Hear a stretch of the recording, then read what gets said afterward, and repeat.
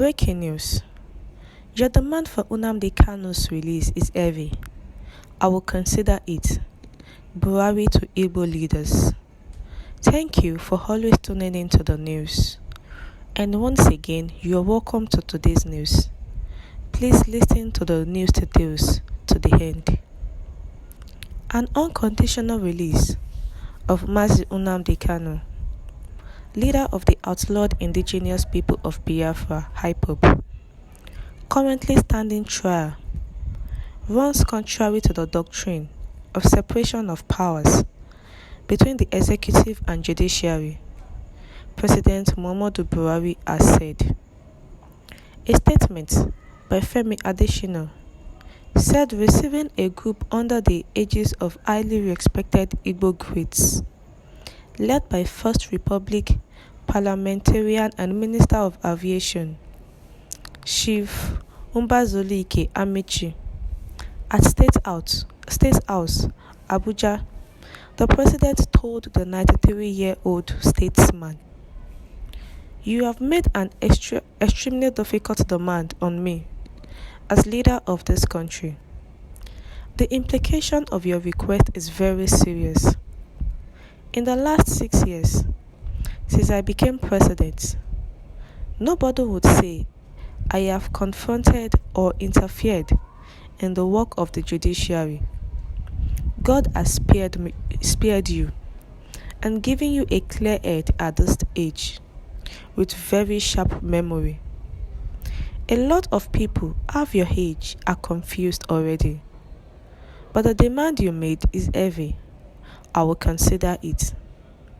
Stressing his policy of non-interference with the judiciary, President Buhari said, "When Kanu jumped bail, got arrested and brought back to the country, I said the best thing was to subject him to the system. Let him make his case in court, instead of giving very negative impressions of the country from outside. I feel it's even a favor to give him that opportunity." The president condoled with Chief Amici, who recently buried his wife, praying that her soul would rest in peace. The Nigerian has described the situation in the southeast as painful and pathetic, lamenting that businesses have collapsed, education is crumbling, and there is fear everywhere. He pleaded for a political rather than military solution, requesting that if Kanu was released to him, as the only First Republic minister still alive, he would no longer say the things he had been saying, stressing that he could control him. "Not because I have anything to do with them, IPOB, but I am highly respected in Igbo land today." Chief Amici said twice he had interfaced with Nnamdi Kanu in the past, and the latter rescinded orders earlier given on civil disobedience. He concluded, "I don't want to leave this planet without peace returning to my country. I believe in one big, united Nigeria, a force in Africa.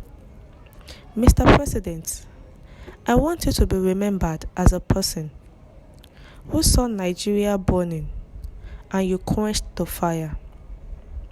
Other people in the visiting delegation were His Excellency Chukwuemeka Eseife, former governor of Anambra State, Bishop Sunday Onuaha of the Methodist Church, Chief Barrister Godi Uwazurike, former president of Igbo Sociocultural Group, Aka Ikenga, and Mr. Tagbo Mbazolike Amechi.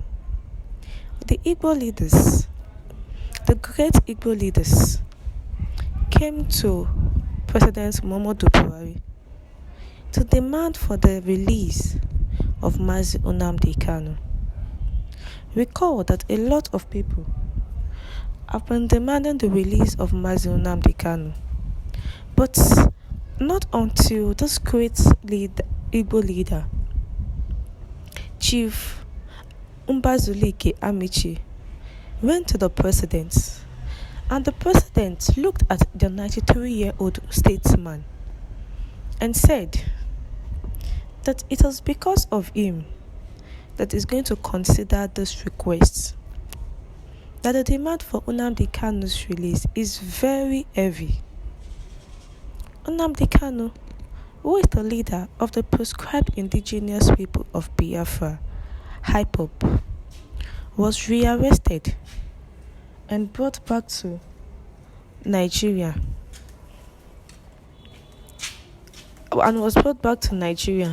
And since then, he has been in the detention of the DSS from one trial to another. A lot of people have been demanding for the release of Nnamdi Kanu.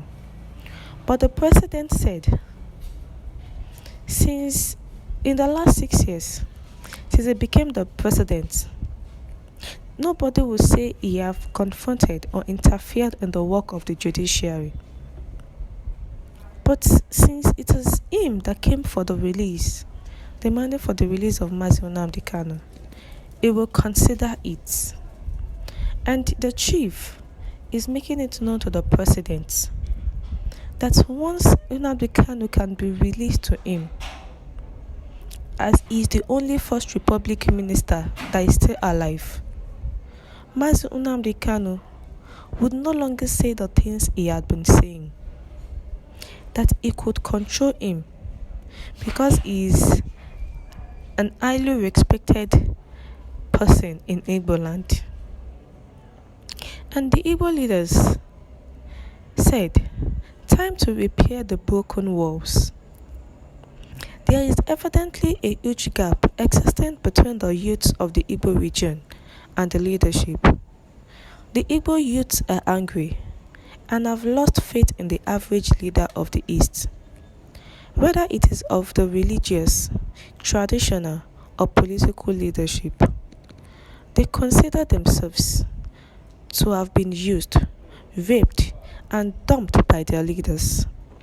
There is maximum suspicion of betrayal, stealing, and callousness against the people of the region by their leaders.